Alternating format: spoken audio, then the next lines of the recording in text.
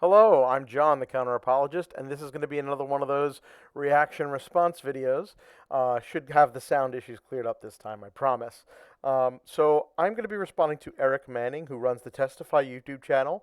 He put out a video in response to my Countering the Resurrection video, or at least the critical thought experiment and argument that I lay out in that case.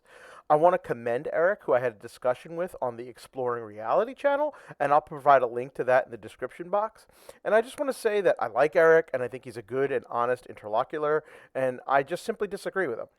Now, if you haven't seen my Countering the Resurrection video, I recommend watching it, but here's a quick summary of the point being debated here. My argument is that since all religions are chock full of testimonial claims to non-verifiable miracle claims, we cannot establish that a miracle happened in the Christian context without also having to grant God working miracles in other religions. And this produces a significant dilemma for the Christian. If they reject the other religion's miracle claims based on well-established testimonial evidence, then to avoid special pleading, they have to reject the argument for the resurrection, which rests only on equally well-established testimonial evidence. But if they accept the miracle claims of other religions, then miracles can no longer serve as evidence for the truth of the theological or philosophical teachings of the miracle worker, and so the resurrection argument fails in either case. To show that I'm not going to propose some kind of unreasonable standard that no miracles could be established. I point out how that if God existed, he could have made the world such that we would have an example of only Christian miracles that were repeatable and empirically verifiable. This would give us contemporary experience of the world that would let us give Christian miracle claims credence where other religions wouldn't be able to meet this standard. My example is that Catholic priests, and only Catholic priests, could transmute water into wine while performing a mass, and all of this could be done in controlled conditions, and that no other religion could perform a similar feat. I conclude this argument by asking that if we lived in such a world, do you think there would be more or less Christians? If you are a Christian, would your faith be the same, stronger, or weaker? Personally, the answer to this is obviously yes, there would be more Christians in such a scenario, and that existing Christians would find their faith stronger for such a display. I know that at least some atheists would convert in the face of this kind of evidence, because I am one of them. All right, I would convert and worship the Christian gods and specifically become a Catholic. Now, with all that, I want to start Eric's video and do some piece-by-piece analysis and response. So bear with the clicking, and I'm going to hopefully fix all audio problems.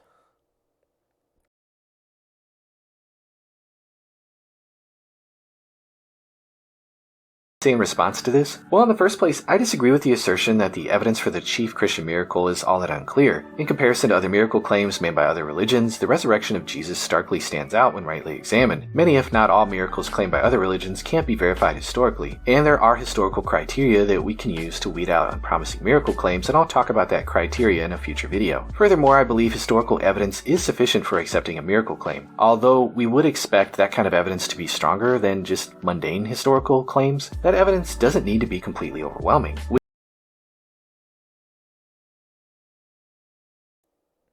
Okay, so my entire objection here is based on the idea that historical testimony cannot establish a miracle claim. And I just don't get how rightly examined makes the Jesus miracle claim stand out any better. At literally its best framing, the only evidence we have for Jesus' miracle claims is the written testimony of 4 anonymous authors written decades after the event, and one known author passing along a creed and claiming to have seen Jesus after he ascended into heaven. And it's arguable whether he was seeing it physically or if it was a vision in Paul's head. So let's say, at best, you've got 5 guys relaying stories to us. We wouldn't accept 5 guys telling us something physically impossible happened in a court of law, so why would we base our lives around 5 guys telling us something physically impossible happened in the past? All right, so let's go to our next section here.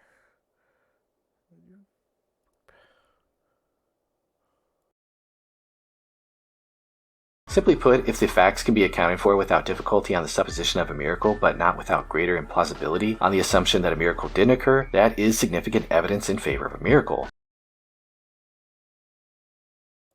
Okay, so this is a really important point to both his argument and my own. All right, so His formula that the probability of a miracle occurring can be said to be probable if the evidence that we have of the miracle occurring is greater on the fact that the miracle did occur versus the probability we'd have if the evidence that we would have the evidence that we do if the miracle did not occur, right?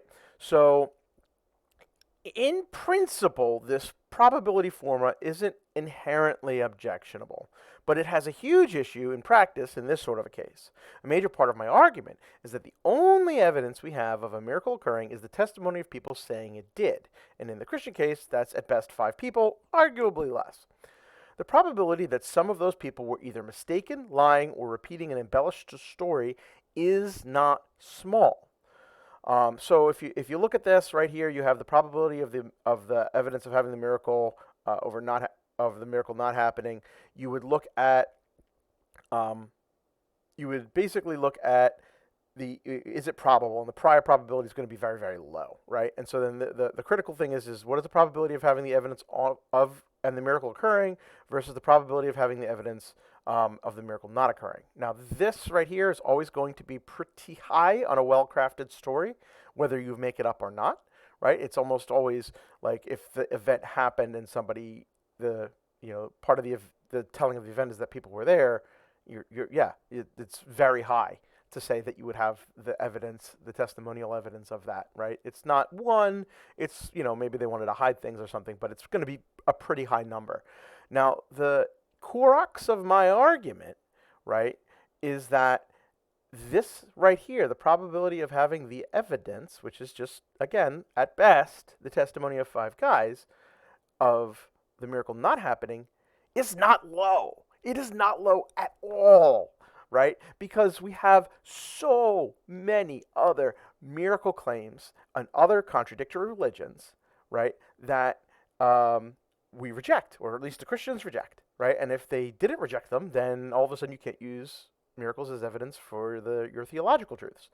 So this number is absolutely not small, and that's the crux here of what I'm trying to argue. So simply put, my question is, what's more probable, that God rose someone from the dead, or the people who relay the original story of Jesus rising from the dead are either mistaken, lying, or some combination of both, right? We have tons of examples of miracle claims where the people are either mistaken, lying, or some combination of the both. It is not improbable to have miracle claims and have them be false, right? Even the Christians will have to grant this unless they start granting other miracles, and in which case they run into the second horn of my dilemma. In fact, Eric has to grant that it's not improbable that these people would be lying or mistaken about the claims because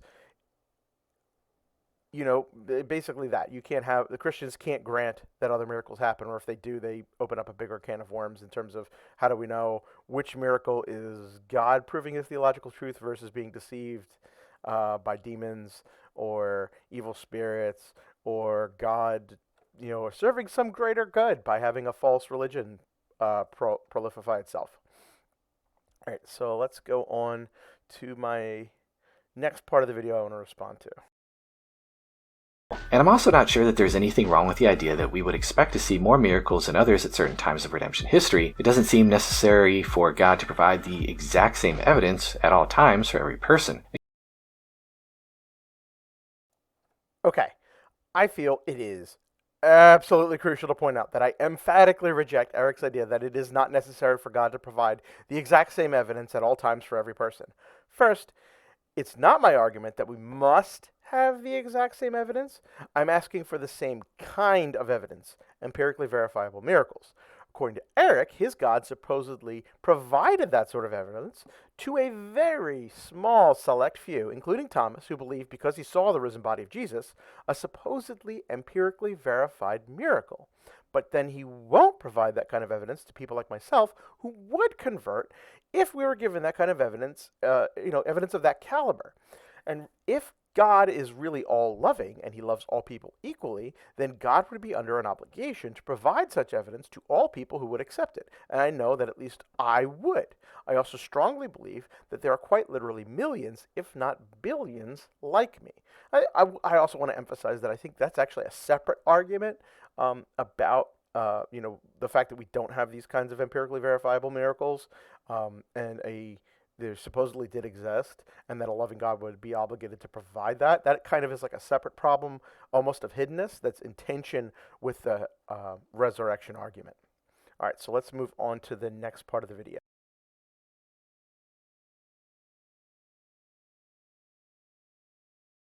C.S. Lewis is on the nose when he says, God does not shake miracles into nature at random as if from a pepper caster. They come on great occasions. They are found at the great ganglia of history, not political or social history, but of that spiritual history which cannot be fully known by men. How likely is it that you or I will be present when a peace treaty is signed, or when a great scientific discovery is made? That we should see a miracle is even less likely. Nor if we understand, shall we be anxious to do so. Nothing almost sees miracles but misery. Miracles and martyrdoms tend to bunch about these same areas of history. Now, one might also worry that counter-apologists. All right. C.S. Lewis's quote about how miracles are clustered around great ganglions of spiritual history which cannot be fully known by men is just a punt to divine mystery, right? To say that we should not expect to be alive to see major peace treaties signed or huge scientific advances, and so we shouldn't expect to be around to see miracles, is to put the lie to all sorts of claims that Eric and other people in my good discussion with him and Caleb Jackson and the Exploring Reality channel, they have continually made that miracles are happening around us all the time, including major healings. This is the sort of talk you see with books like Craig Keener's work, which catches a very wide net of all sorts of miracle claims, many of which can be followed up and found on to be embellished, right? The point here is that if we were to take works like Keener's or Caleb's seriously, then Lewis's sentiment is false. Worse, if in the text written in the video, it said Lewis might only be talking about major miracles, which I take to be the sort of empirically verifiable miracles that I discuss, then why is it only those kinds of miracles that are clustered and then not the others? A huge point of my thought experiment is that we have an overabundance of non-verifiable miracle claims made by many religions and no contemporary experiences of the verifiable sort, and there is no difference in God's ability to provide this sort of thing. And it is not what we would expect in the face of a loving God. All right, so let's keep on moving. This is not treating God as a personal cause. God, if he exists, would be a personal being. He'd make decisions as a person does. He's not trying to act like a law of nature. In the grand scheme of things, God would decide when to do miracles based on his knowledge, human reactions, and what would benefit everybody. Okay, as far as treating God as an impersonal cause by expecting him to do something when certain conditions are met, like turning water into wine whenever a Catholic priest in good standing consecrates the Eucharist, well, that's not really a problem for Eric in other contexts. Eric's God supposedly acts in a mechanistic way in saving people whenever they repent and ask for salvation, believing in Jesus. In fact, according to Matthew 18:20, whenever 2 or 3 gather in his name, God will be there with them, at least presumably in spirit. So God can be a personal cause that will hold to his word, providing a sign to creation to solve the problems of contradictory miracle claims. Imagine if the end of Mark 16, Jesus said that this sign will accompany those who preach truly in my name. They shall be able to turn water into wine when celebrating the Holy Communion in remembrance of my Last Supper. I think Eric reinforces my argument when he says God acts based on his knowledge, human reactions, and what would benefit everybody. All right, my thought experiment isn't just that the repeatable, empirically verifiable miracle claims. It's also the question of whether or not you think more or less or the same number of people would believe if God provided this sort of contemporary, empirically verifiable miracle. I think the obvious answer to this question is that far more people would believe and worship the Christian God in such a world that versus what we have right now. All right, so let's keep on trucking. Remember that Jesus reportedly performed many miracles other than just rising from the dead. In the Gospels, Jesus is said to have multiplied the loaves and fishes because the crowd was growing faint with hunger. It seems that the miracle in that case is more of a response to human suffering than an attempt to necessarily guarantee a certain theological doctrine. Occasionally, God may perform a miracle out of compassion, in response to private prayer, to get somebody to repent, or for unknown reasons. But the real question is whether... Okay. So Eric's statement about how Jesus worked miracles in response to human suffering, not to prove a theological doctrine or point. The problem here is that the resurrection argument has a hidden premise that I stated at the front of my original video, is that a miracle is to be taken as evidence for the truth of the theological and or philosophical teachings of the miracle worker. It is absolutely crazy to say that you believe that Jesus rose from the dead, but that he was not the Son of God, and that his moral teachings were to be obeyed. Right? In fact, the miracle of the resurrection was done to prove that his teachings were true. The sacrifice and redemption didn't need a physical resurrection. The entire purpose of the actual physical resurrection and appearing to the disciples was purely epistemic, to show that God had revealed himself in Jesus. That was the point of the physical resurrection. We're just going to keep on going here. Their counter-apologist scenario would be the source of mass conversion to Catholicism, and I think that prospect is quite unlikely. I can already hear the complaints. People would say that it's wrong that God allows only men to perform this miracle, and why is it only that celibate men get to perform this miracle? And isn't this water into wine thing every Sunday a bit trivial? Why does this seemingly insignificant miracle, although repeated, give the Catholic Church the right to say that one can't use birth control, or have an abortion, marry somebody of their own gender, or restrict their sexual life to just heterosexual marriage? And if God can turn water into wine... All right, now this is where Eric starts to get spicy, and honestly, this was the argument that really made me want to make a response video. So I appreciate what he's trying to do, even though I think he's wrong. I do think that people would convert en masse to Catholicism, pun intended. Although my thought experiment was more about this sort of miracle having been the case since the resurrection ascension had occurred, right? Eric asks why this minor miracle would justify controversial Catholic teachings and doctrines like priests having to be celibate males, restrict birth control, prohibit LGBTQ and premarital relations, right? So that's like his main objection. Like, why would this parlor trick give them the right to dictate all of these highly controversial moral dictates? So the answer to that question, Eric, is that quite literally all of these problems and questions remain literally right now. What justifies the Catholic teaching on literally all of those issues? What justifies the evangelical Protestant teaching on literally all of those issues? Jesus' resurrection in some scripture? Why trust scripture? Because we can use some very carefully selected criteria to establish that Jesus rose from the dead and reject all the other miracles. How do we know that the scriptures weren't lying like the other testimonies presumably are? Because we would have a case where only Catholics could perform a physically impossible miracle and no one else could. It's even stronger if we had scripture call out this ability. So in my scenario, I actually give evidence why you should follow the moral dictates of Christianity, or even more specifically Catholicism, but you could generalize it out. Whereas now, you have exactly the same question, which is why people are leaving the church, right? And what justifies it? And there is nothing. There's nothing for you to even point to rather than, I have some testimony claims of miracles occurring. Well, yeah, so does everybody else. That's the point of my argument. All right, so we're just going to keep going here. And so easily, why doesn't he heal, say, my mother's cancer, or miraculously cancel my past due bills? It's also not difficult to imagine people becoming angry with God when he makes such a seemingly insignificant miracle, this repeated thing, in the face of great human suffering. The question could also be asked, if God can repeat this miracle, why doesn't he just put an end to human suffering right now? He could effortlessly clear every hospital and multiply enough food to feed every hungry person. This water into wine scenario might resolve counter-apologist doubts about the problem of evil and other questions that he has about theism, but I think that this would accentuate the problem of evil for many others. Because of this, I think many atheists would just assume that the miracle... All right, so I really appreciate Eric giving us a great description of the problem of evil and the problem of heaven. Why wouldn't God just wipe away all suffering?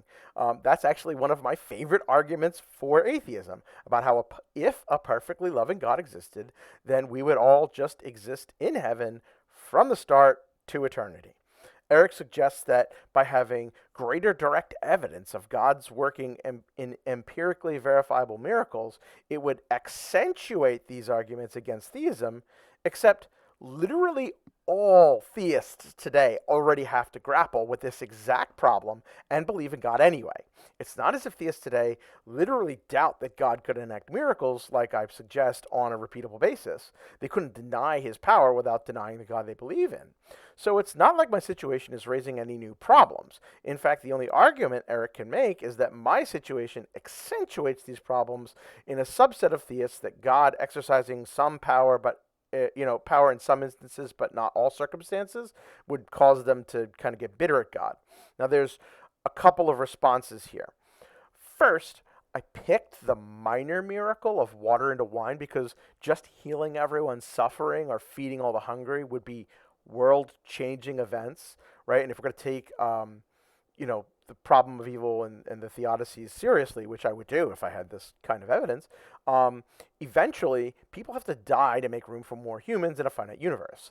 The miracle is enough to prove that something supernatural is real and only working in the context of one religion, but it's not something that dramatically reshapes how human life progresses.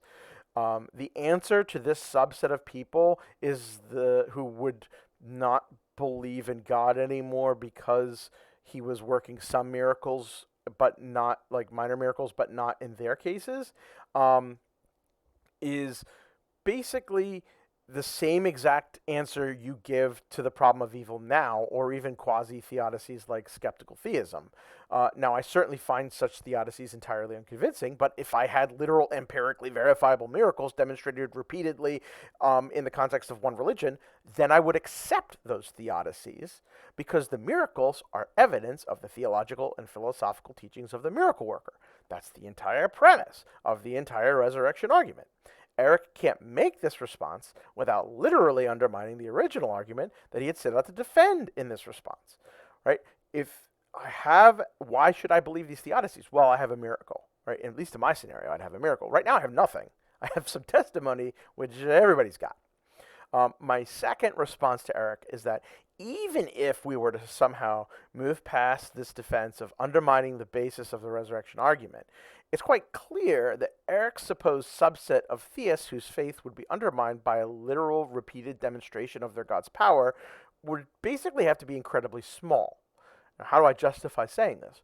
Well, because of people like Eric, Caleb, Craig Keener, and the rest giving us all sorts of anecdotal evidence of miracles occurring in a Christian context. These exist just as well for other religions, but I can't help but notice that Christians tend to overly emphasize the ones in a Christian context.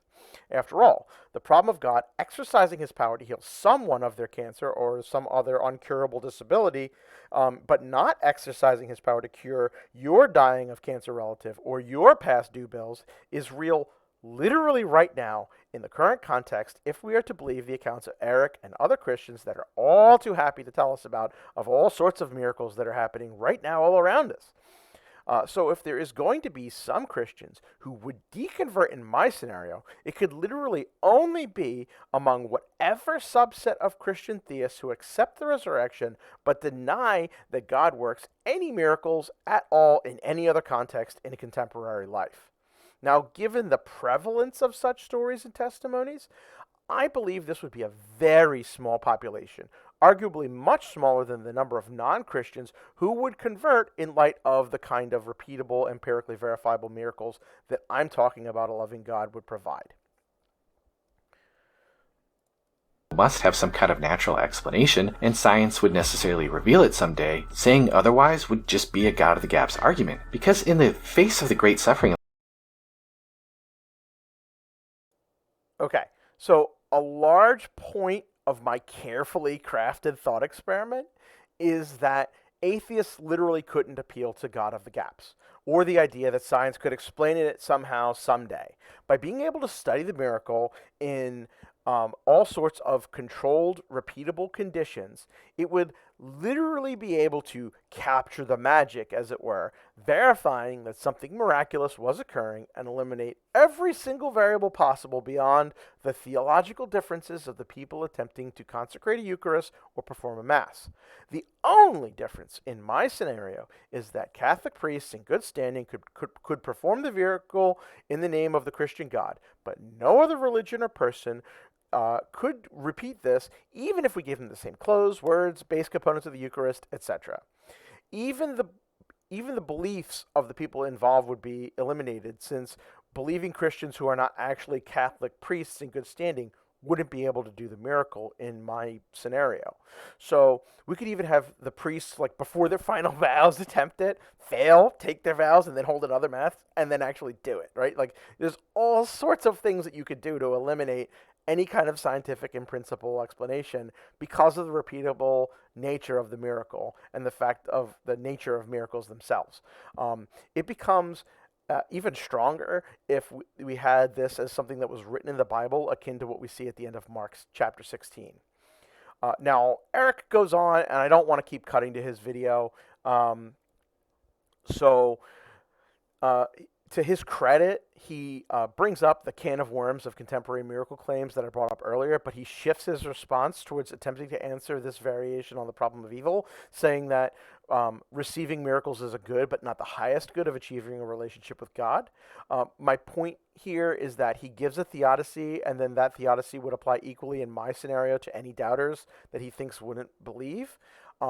What's more is that at least in my scenario, we are given incredibly strong evidence to accept such a theodicy, at least if it was given by the Catholic Church. So, a lot of this is about why would I accept the theodicies that are given when I don't right now, and evidence of an empirically verifiable, repeatable miracle is exactly what would do that for me.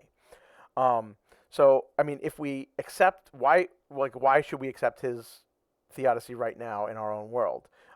Is it because he believes he can show us that God exists via arguments from natural theology, and that he can prove Christianity is true by giving us evidence to believe that Jesus rose from the dead, which validates the Christian teachings? I'm basically using his own evidentialist standard against him. We use miracles as evidence to justify acceptance of theological doctrines, and in my scenario, we would use the repeated occurrence of miracles as evidence to accept theological doctrines to account for any problems that Eric brings up. So if he has an answer now, he has an answer in my scenario, except it's stronger, using the same basis that is assumed by the resurrection argument. The last point I want to make is he then claims I have this unreasonable standard of proof, but that the problem with what apologists give is that there's no objective way to select a standard, right? So they often try to cherry pick something that would let the resurrection stand, but would let us reject swaths of other equally well-attested miracle claims of contradictory religions.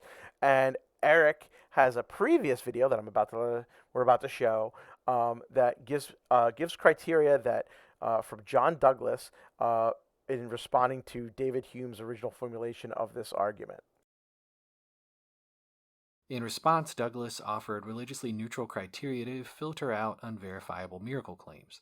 Douglas said we could rationally doubt a miracle when it is first reported long after the alleged miracle occurred, it is first reported far away from where the alleged miracle happened, and if the report of it could have been approved without closer examination. Okay, so let's go through his three pieces of criteria here. So the first two, I think, actually are probably fine, right? Like if I'm trying to tell you about, a miracle that happened like 20 years ago or something, right? And everybody else involved is dead. Yeah, that's far less believable. I could just be making it up, right? And the second one about, if I'm in the U.S. and I'm telling you about a miracle that happened in Egypt, right? How would I know, right? Those seem like good criteria, but then we get to this third one, which is where I think he's doing the Texas sharpshooter fallacy of making a criteria that gets his preferred miracle claim in, but not others. But it still lets some other ones in. So if the miraculous event could have passed without closer examination when it first happened, right? So the context of the area it was in. So if you have somebody like Satya Sai Baba, who is claiming to be a Hindu mystic, and he's teaching generally accepted Hindu things.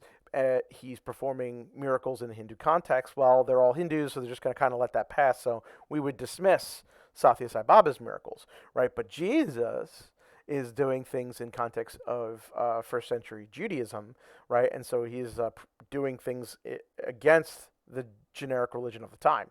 And so you would let that through. Well, the problem with that is kind of twofold. So first, this doesn't get rid of other miracle claims like Joseph Smith's, right? So when Joseph Smith is teaching a new religion somewhere that's contrary to the Christianity that's all around him, and he's persecuted, well, then do we accept Smith's claims too, right? It's kind of cherry picked to kind of eliminate the Satya Sai Baba class of miracles, and there's just so many. It's not just Sai Baba, but he's the most popular contemporary one I like to point to. Um, Now, the second thing here is that when you talk about the miraculous events would pass without closer examination within the culture that they're embedded in. How big are we defining culture, right? So if you're going to talk about like, well, in the context of just like Israel, and that's primarily Jewish, well, yes, then Christ's miracles seem to be particularly novel, right? They're not going to be accepted because he's teaching something contrary to the dominant religion. But these things happen, and when they have miracle believers in cults or Mormonism or whatever, the immediate culture around these people, right? They kind of build their own little social group, and then these things sort of proliferate inside the social group, right? Inside the little kind of group, cultish group of people, is where these things start to spread. And so, as more and more miracle claims, as you kind of get brought in socially to the religious circle, you start letting them pass. So, like, how you define the boundary of that, right? If Jesus's claims, like, if we expand it to not just Israel, but like the Middle East, right? Like, how big or small do you draw the circle? So, what passes and doesn't pass is actually itself a very malleable thing.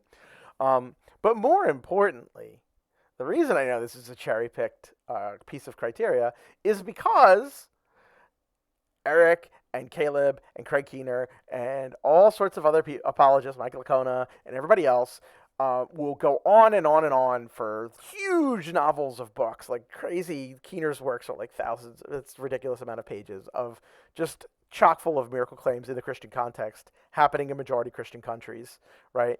Or that are being told to people in the majority Christian countries that have happened, ironically, very far away, like miracles in Africa and missionaries in Africa had this miracle happen over there, which arguably violates the second thing of this.